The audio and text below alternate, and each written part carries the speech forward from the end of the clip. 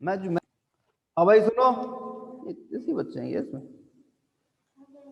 अच्छा चलो, हम लोग बात कर रहे थे कल श्रृंखला अभिक्रिया के बारे में, चेन रिएक्शन के बारे में हमारी बात चल रही थी। श्रृंखला अभिक्रिया,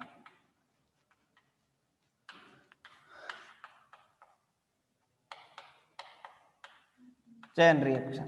देखो, श्रृंखला अभिक्रिया का मतलब यह है कि कोई भी नाभिकीय अभिक्रिया अपने जैसी, मतलब खुद के जैसी कम से कम एक अभिक्रिया को चालू रखे, तो वो अभिक्रिया क्या कहलाती है? श्रृंखला अभिक्रिया। मींस अगर औसतन एक अभिक्रिया को आगे बढ़ा दे कोई अभिक्रिया, तो वो अभिक्रिया को अपन श्रृंखला अभिक्रिया मान लेते हैं। याद है, कोई नाभिकीय अभिक्रिया, याद है, कोई नाभिकीय अभिक्रिया अपने जैसी औसतन एक अभिक्रिया को क्या करे?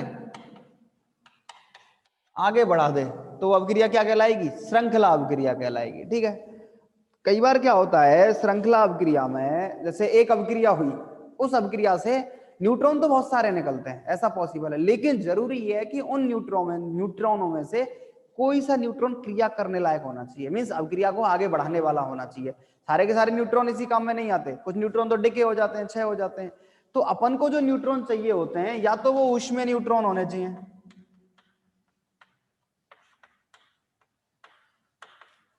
या फिर वो क्या होने चाहिए? तापीय न्यूट्रॉन होने चाहिए।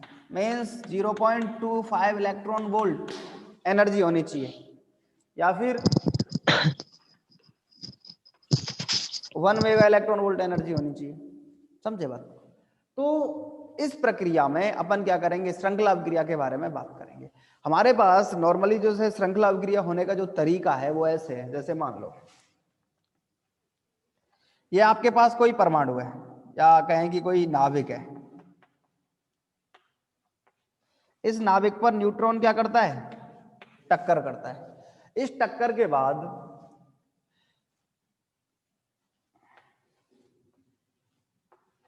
उससे दो उत्पाद पार्टिकल बन जाते हैं। ठीक है। और कुछ न्यूट्रॉन भी बाहर निकलते हैं। और मान लो जो न्यूट्रॉन बाहर निकले, एक न्यूट्रॉन ये रहा,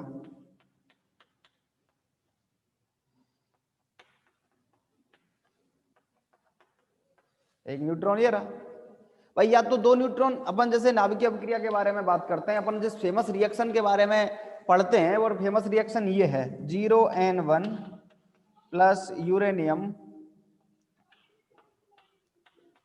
235 92 यूरेनियम 236, एक बनता है अपने पास 56 बेरियम 141 प्लस क्रिप्टॉन।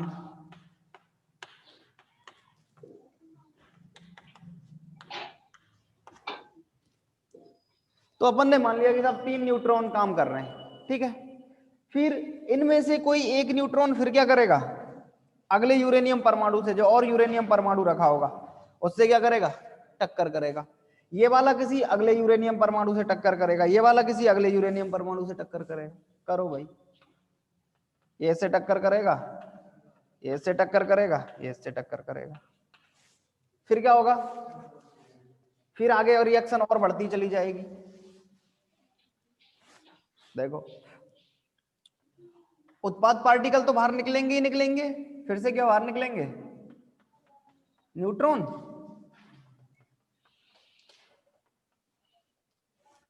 होगा ऐसा।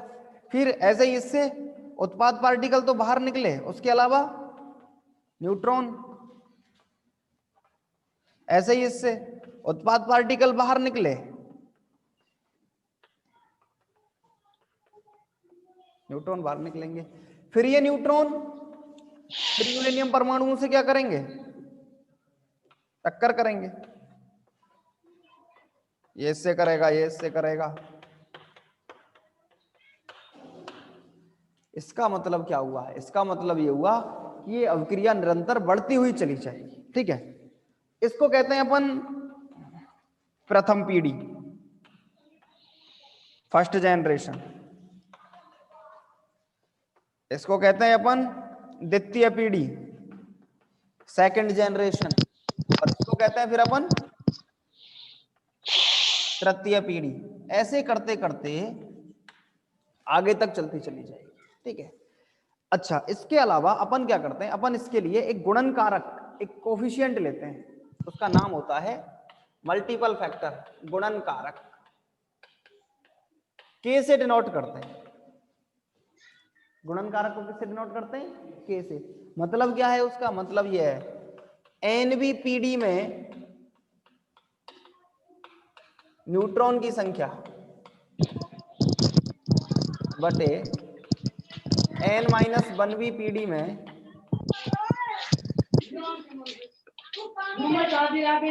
तेरे यहाँ से आ रही है? इसकी आवाज कैसे आ रही है?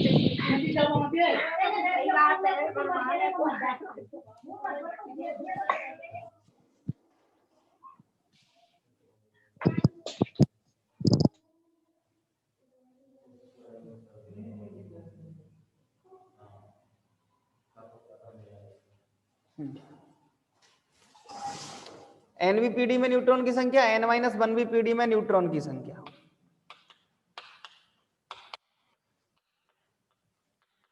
इसका एक मतलब और होता है, इस वर्ड का एक मीनिंग और है। एन जैसे तीसरी पीढ़ी और दूसरी पीढ़ी, दूसरी पीढ़ी और पहली पीढ़ी, ये है इसका मतलब। मतलब जैसे 10वीं पीढ़ी बटे 9वीं पीढ़ी, अगर के का वैल्यू ग्रेटर देन इक्वल 1 आता है तब तो श्रृंखला अभिक्रिया संचालित होगी, तब तो क्या होगी, श्रृंखला अभिक्रिया होगी। मतलब अगली पीढ़ी में न्यूट्रॉन की संख्या है वो पहली पीढ़ी से ज्यादा होनी चाहिए। एक ही ऐसा जरूरी नहीं है कि एक ही ज्यादा होनी चाहिए, मतलब या तो एक के बराबर हो या तो एक ज्यादा हो, मतलब न्यूट्रॉन मिलना चाहिए उस पीढ़ी में, या फिर एक से ज्यादा हो। अगर के लेस देन 1 हो गया इसका मतलब श्रृंखला अभिक्रिया नहीं होगी। इसको बोलने का एक दूसरा तरीका और होता है, इसको अपन कहते हैं कि ग्रेटर इक्वल 1 होने का मतलब है कि न्यूट्रॉन की उत्पत्ति दर, प्रोडक्शन रेट क्षरण दर से अधिक है। अगर उत्पत्ति दर, अगली पीढ़ी में न्यूट्रॉन के उत्पन्न होने की दर पहली पीढ़ी के न्यूट्रॉन के क्षरण होने की दर से अगर ज्यादा है तो अभिक्रिया होगी, 100% होगी। और अगर उत्पत्ति दर, प्रोडक्शन रेट क्षरण दर से क्या है, कम है, तो मतलब अभिक्रिया नहीं होगी, ठीक है। इस अभिक्रिया को, जो श्रृंखला अभिक्रिया है, इसको कई सारे पार्ट्स के थ्रू अपन करते हैं, कई सारे फैक्टर्स उसमें काम आएंगे हमारे पास। जैसे गुणन कारक है, एक वर्ड काम आएगा हमारे पास, यूरेनियम को समृद्ध करना।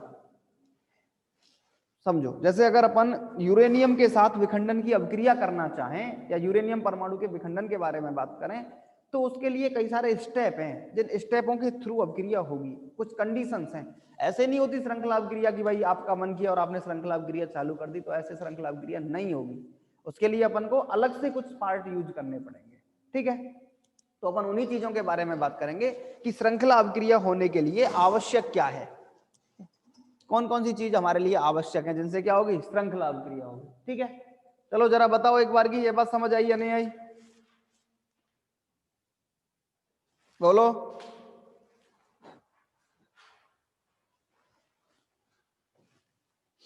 फिर अपन इसके बारे में अलग से बातें करेंगे कि कौन सी अभिक्रिया क्या काम है, क्या क्या चीजें हमें मिलनी है, उन सब चीजों के बारे में अलग अलग से अपन डिस्कस करेंगे। देखो एक बार हटा दें।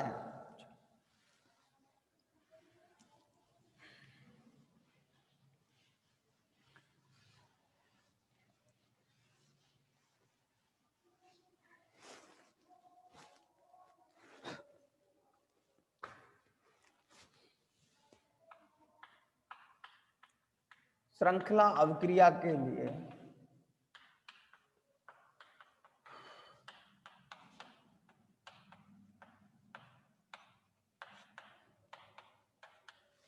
आवश्यक है, मतलब श्रृंखला अभिक्रिया होनी चाहिए, उसके लिए कुछ चीजें आवश्यक हैं, कुछ चीजें जरूरी हैं। सबसे पहले जरूरी चीज क्या है, सबसे पहले जरूरी चीज है यूरेनियम को समृद्ध करना। देखो यूरेनियम को समृद्ध करने का मीनिंग क्या है? यूरेनियम को समृद्ध करने का मीनिंग है जो प्रकृति में जो यूरेनियम के समस्थानिक हमें मिलते हैं,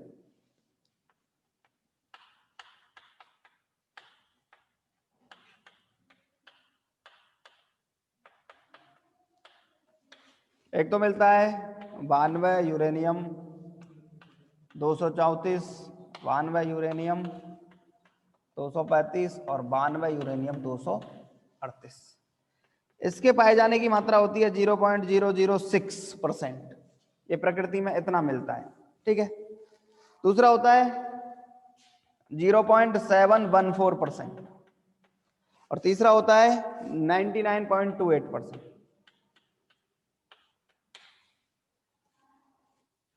हो गया टोटल 100%। हाँ, सबसे ज्यादा मिलता है यूरेनियम 238।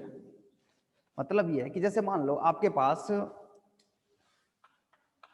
1 किलोग्राम यूरेनियम है, उस 1 किलोग्राम यूरेनियम में 0.066% तो यूरेनियम इसी 1 ग्राम में, मतलब समस्थानिक कहीं अलग अलग नहीं रखे रहते, एक ही साथ एक ही चीज में मिक्सअप होते हैं। जैसे गेहूं है, आपके पास 1 किलो गेहूं है तो उसमें थोड़ा बहुत तो 10-5 जौ के दाने होंगे, थोड़ा बहुत वैसा कचरा होएगा। अच्छा अच्छा गेहूं ऐसा थोड़ी पूरा की पूरा 1 किलो ही गेहूं अच्छा है, ऐसा तो नहीं है, कुछ तो गड़बड़ है। तो इसका मतलब ये है, हाँ लेकिन ज्यादा मात्रा गेहूं की होती है, ये बात भी फिक्स है। तो वही वाली कंडीशन है, जैसे मान लो ये तो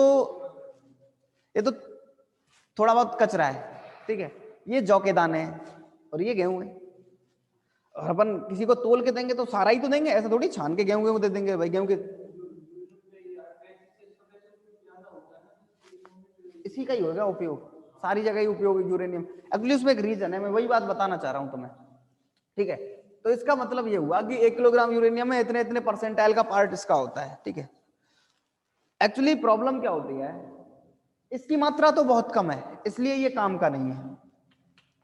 मीन्स प्रकृति में इसकी अवेलेबिलिटी ज्यादा होती नहीं है, बहुत कम मात्रा में मिलता है, अनुपलब्धता है भाई। जैसे गेहूं है, अब उसमें से जो कचरा है, अब ऐसे कचरे का मतलब जैसे भूस है, भूस भूस टाइप जो 2-4 उसमें आ जाए पार्ट। अब इसका मतलब ये थोड़ी है कि सब आपको 10 बोरी गेहूं दे दी और कहते भाई इसमें से भूस छांट छांट के भैंसों को खिला देना तेरी को, ऐसा पॉसिबल ही नहीं है। इसका मतलब क्या है, 0.066% है, इसकी अवेलेबिलिटी कम है, नहीं मिलता है ज्यादा। और यूरेनियम 238 जो है इस ये विखंडित नहीं होता है। इसमें प्रॉब्लम क्या है, इसके विखंडन के लिए अधिक ऊर्जा के न्यूट्रॉन की आवश्यकता होती है। मतलब प्रॉब्लम यह है कि अभी अपन ने जैसे बात की थी, एक ऊष्मीय न्यूट्रॉन होता है 0.25 इलेक्ट्रॉन वोल्ट एनर्जी होती है, एक तापीय न्यूट्रॉन होता है जिसकी एनर्जी 1 मेगा इलेक्ट्रॉन वोल्ट। यह जो यूरेनियम 238 है, यह तापीय न्यूट्रॉन से भी विखंडित नहीं होता है। और तापीय न्यूट्रॉन, अब ज्यादा ऊर्जा का न्यूट्रॉन मिल नहीं सकता अभिक्रिया में, इसका मतलब ये कोई काम का नहीं है। अपने काम का सिर्फ क्या है, यह है, यह ऊष्मीय न्यूट्रॉन से क्या हो जाता है, विखंडित हो जाता है, ठीक है। तो अपना काम क्या है, अपना काम यह है कि यूरेनियम के पार्टों में से, मतलब जितना अपने पास यूरेनियम है, उस यूरेनियम में से रासायनिक संश्लेषण की विधि द्वारा, केमिकल सिंथेसिस, अपन यूरेनियम 235 को अलग करते हैं। उसमें से रासायनिक क्रिया द्वारा यूरेनियम 235 को क्या करते हैं, बाहर निकालते हैं, अलग करते हैं, छांट छांट के। भाई यूरेनियम 235 से ही काम है हमें, तो उसको निकाल लेते हैं केमिकल सिंथेसिस से। इस प्रक्रिया को क्या कहते हैं, यूरेनियम को समृद्ध करना, इनरिचमेंट ऑफ यूरेनियम। सिंपल सी बात समझो, यूरेनियम के हमारे पास जो नेचर है, उस नेचर में यूरेनियम के 3 समस्थानिक मिलते हैं, 234 वाला, 235 वाला और 238 वाला, ठीक है। 3 समस्थानिक हो गए। अब इसकी जो अवेलेबिलिटी है वो बहुत कम है, 0.006% है, मीन्स बहुत कम मात्रा में यूरेनियम मिल पाता है। यूरेनियम 235 की जो अवेलेबिलिटी है वो 0.714% है और इसकी होती है 99.28%। प्रॉब्लम क्या है सर जी, प्रॉब्लम यह है कि यूरेनियम 238 विखंडित नहीं हो पाता, उसके विखंडन के लिए बहुत अधिक मात्रा, बहुत अधिक ऊर्जा वाले न्यूट्रॉन की आवश्यकता होती है। मतलब तापीय न्यूट्रॉन से भी विखंडित नहीं होता और उससे ज्यादा ऊर्जा का न्यूट्रॉन हमें मिल नहीं पाता अब क्रिया में। इसका मतलब ये वाले तो काम करेंगे नहीं, ये काम करता है। अब अपन क्या करते हैं, अपन यही करते हैं कि ये वाला जो यूरेनियम है, इस वाले यूरेनियम को बाहर निकाल देते हैं। जैसे मान लो आपके पास बहुत ज्यादा मात्रा में यूरेनियम है, उसमें से आपने ये वाला यूरेनियम बाहर निकाल दिया, ठीक है। तो एक तो ये काम करना पड़ता है, और ये पूरी प्रोसेस का नाम क्या है, यूरेनियम को समृद्ध करना, एनरिचमेंट ऑफ यूरेनियम, ठीक है। चलो, अगर ऐसे कहें इसको कि यूरेनियम 235 की मात्रा को अपन कृत्रिम तरीके से बढ़ाते हैं। अच्छा, इसमें एक और बात है कि ये स्वतः विखंडित भी हो जाता है, इसके स्वतः विखंडन की प्रायिकता भी ज्यादा होती है। तो ये अगर विखंडित होता है तो उससे हमें तो फायदा है, ऊर्जा मिलेगी हमें, ठीक है। हाँ, हमें बाहर से देने की रिक्वायरमेंट नहीं पड़ेगी। चलो, एक बात। दूसरा एक पार्ट आता है, उसका नाम है क्रांतिक द्रव्यमान।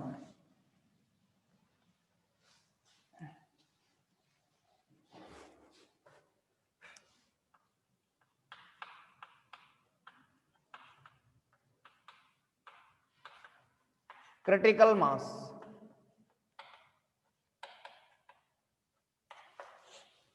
मतलब क्या है क्रांतिक द्रव्यमान का, समझो जरा काम की बात। देखो सर जी, सिंपल सी बात है क्रांतिक द्रव्यमान। किसी भी न्यूक्लियर रिएक्शन को, या अगर अपन कहें कि किसी भी श्रृंखला अभिक्रिया को अगर आपको स्टार्ट करना है, तो उसके लिए एक न्यूनतम मात्रा तो चाहिए यूरेनियम की। भाई जहां से स्टार्ट, ऐसा थोड़ी है, जैसे कई बार तो घरों में आटा चक्की होती है, भाई आटा चक्की यही करती है कि गेहूं का आटा बनाती है, यही तो काम है उसका, काम तो ये। अब ऐसा थोड़ी एक दाना गेहूं डाल दो बस बन जाएगा आटा, ऐसा थोड़ी है भाई। कम से कम आधा किलो, कम मतलब लिमिट तो होती है कि जब आपको कम से कम इतना तो डालना पड़ेगा, तब जाके इसका कार्यक्रम चालू होगा, तब ये अपना वर्क करेगी। ऐसा थोड़ी है कि आपने चक्की तो चला दी, चलती रहे भाई आटा बन जाएगा, आटा ऐसे कैसे बन जाएगा भाई। मतलब समझे बात का मतलब ये है, क्रांतिक द्रव्यमान का मतलब है किसी श्रृंखला अभिक्रिया के लिए या किसी नाभिकीय अभिक्रिया के लिए पदार्थ की वह न्यूनतम मात्रा जिस पर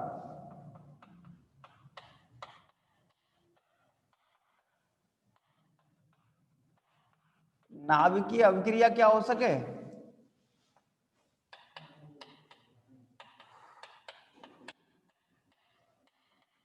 प्रारंभ हो सके। पदार्थ की वह न्यूनतम मात्रा जिस पर नाभिकीय अभिक्रिया प्रारंभ हो सके क्या कहलाता है, क्रांतिक द्रव्यमान कहलाता है। मतलब वो न्यूनतम मात्रा, कम से कम तो चाहिए ही चाहिए, उससे ज्यादा तो कितना ही हो भाई। आप चक्की चला के एक बोरी गेहूं पीस सकते हो, लेकिन 10 ग्राम गेहूं का आटा नहीं निकाल सकते। निकाल सकते हो क्या? आपको 10 ग्राम गेहूं दे दिए जाए, लो आटा निकाल दो साहब 10 ग्राम गेहूं, मतलब ही नहीं है 10 ग्राम गेहूं के आटा निकलने का, तो वो तो उसी में रह जाएगा। मतलब कम से कम एक लिमिट तो चाहिए आपको कि भाई इतना डालो, 200 ग्राम, 250 ग्राम, 1 किलो, कुछ तो निकले। वो तो उसी में मिला रह जाएगा, अपन को तो कुछ ना मिलेगा, समझे। तो क्रांतिक द्रव्यमान का मतलब, क्रिटिकल मास का मतलब यही है कि यूरेनियम की मात्रा, या फिर अगर अपन कहें कि नाभिकीय अभिक्रिया में जो पदार्थ आप यूज कर रहे हो, जरूरी नहीं है वो यूरेनियम ही हो, कोई और भी पदार्थ हो सकता है। पदार्थ की वह न्यूनतम मात्रा जिस पर नाभिकीय अभिक्रिया क्या हो सके, प्रारंभ हो सके, ठीक है। अच्छा, क्रांतिक द्रव्यमान से कम जो द्रव्यमान होता है उसको अपन एक नाम देते हैं, उसको कहते हैं उपक्रांतिक द्रव्यमान। उसका नाम क्या होता है? उसका नाम होता है सब क्रिटिकल मास। ये उपक्रांतिक द्रव्यमान है, ठीक है। ये कैसा द्रव्यमान है जो क्रांतिक द्रव्यमान से, अच्छा देखो, जब तक क्रांतिक द्रव्यमान से कम द्रव्यमान रहेगा तब तक अपक्रिया चालू ही नहीं होगी, मतलब ही नहीं अपक्रिया चालू हो जाए। आप कितने न्यूट्रॉन की टक्कर करा लेना, या फिर अगर अपन उसको ऐसे एक वर्ड बोले जैसे दहली ऊर्जा, अपन कई वर्ड यूज करते हैं, मतलब क्या है, वह न्यूनतम ऊर्जा जिस पर अपक्रिया कार्य करना है, या जैसे कोई अपक्रिया संपन्न हो पाए, तो वो ये थ्रेशोल्ड मास है, दहली हुई द्रव्यमान है, क्रांतिक द्रव्यमान है। इससे कम द्रव्यमान पर अपक्रिया स्टार्ट नहीं होगी। अपन इसका कंसेप्ट कहां यूज होगा, अपन जब परमाणु बॉम्ब पढ़ेंगे, उस परमाणु बॉम्ब वाले पार्ट में यही होता है। अपन क्या करते हैं, अलग अलग द्रव्यमान के 4 पार्ट बना लेते हैं, जैसे ये है, एक पार्ट ये, एक पार्ट ये, एक पार्ट ये, एक पार्ट ये, 4 अलग अलग पैकेट्स ले लिए हमने यूरेनियम के, और सबके सब में जो द्रव्यमान होता है वो क्रांतिक द्रव्यमान से कम रहता है। सबके सब में जो द्रव्यमान रहता है वो क्रांतिक द्रव्यमान से क्या रहता है, कम। यहां कोई न्यूट्रॉन का सोर्स रखा है, कोई बात नहीं, जैसे पिन लगी रहती है, बॉम्ब में जो पिन रहती है ना, पिन निकालो, वो उसमें से न्यूट्रॉन निकलना स्टार्ट होंगे, न्यूट्रॉन इससे टक्कर करेंगे। एक्चुअली इस पूरे प्रोसेस में क्या होगा, परमाणु बम के बारे में हम अक्सर डिटेल में पढ़ेंगे, होता कुछ नहीं है, यहाँ उसके साथ विस्फोटक पदार्थ रखे रहते हैं। आपने पिन खींची, आपने मारा उसको फेंक के, तो क्या होता है, विस्फोटक विस्फोटित हो जाता है। विस्फोटित हो जाता है तो ये सारे यूरेनियम मिल जाते हैं, और जब सब मिल जाते हैं तो क्रांतिक द्रव्यमान से ज्यादा होता है। अलग अलग रहते हैं तब तक तो क्रांतिक द्रव्यमान से कम रहते हैं, तब तक तो अभिक्रिया होती नहीं, चाहे कुछ भी होता रहे भाई, रखा रखा थोड़े फटता है, फेंकते हैं चलाते हैं तभी तो फटता है। तो ये मतलब है उसका, ठीक है। चलो, एक तीसरा जो फैक्टर जिसके बारे में हमने अभी बात की थी वो था आपके पास गुणन कारक। इसके बारे में भी तो हमारी बात हुई थी, गुणन कारक के बारे में। गुणन कारक क्या कह रहा था, देखो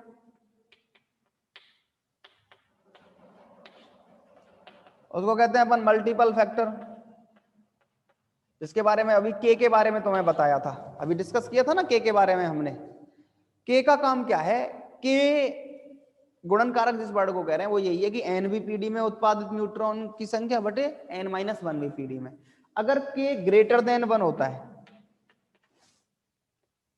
के का वैल्यू ग्रेटर देन 1 होगा, तो इसका मतलब यह है कि अभिक्रिया में जो श्रृंखला अभिक्रिया है उसमें चरघातांकी रूप से क्या होगा, चरघातांकी रूप से न्यूट्रॉन नाभिक से क्या करेंगे, क्रिया करेंगे। और ऐसी अभिक्रिया अनियंत्रित श्रृंखला अभिक्रिया होती है। ऐसी जो रिएक्शन है उसको क्या कहते हैं अपन, अनियंत्रित श्रृंखला अभिक्रिया।